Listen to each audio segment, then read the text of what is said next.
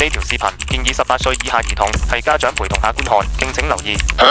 嚟啊！86年嘅法拉利坐過未啊你？呢個老男人太天真啦，有冇人幫我支財團？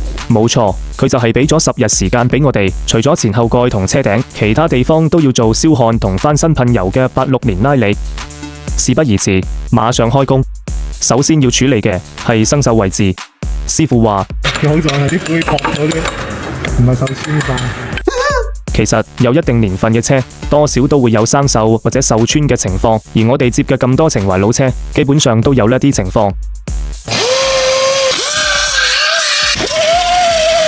你哋唔好睇落好似好簡單咁，對於老車修復，無論係技術抑或經驗，都唔係啲入行3幾年嘅可以處理得好。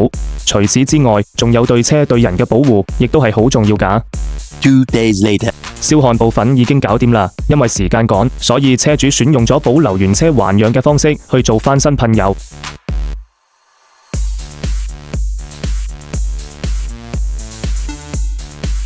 噴油之前，師傅要先去除車身表面嘅油污、灰塵同埋蠟層，避免影響漆料嘅附着力。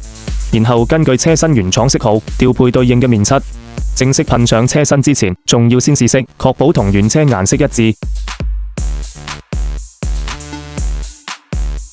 2000 years later， 經過連夜奮戰，終於係約定交車嘅前1日搞掂晒。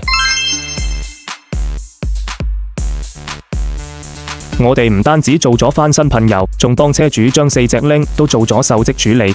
你睇，依家係咪立立令呢？車主到啦，陪佢驗車先。想知車主滿唔滿意？你睇佢揮動嘅手就知道啦。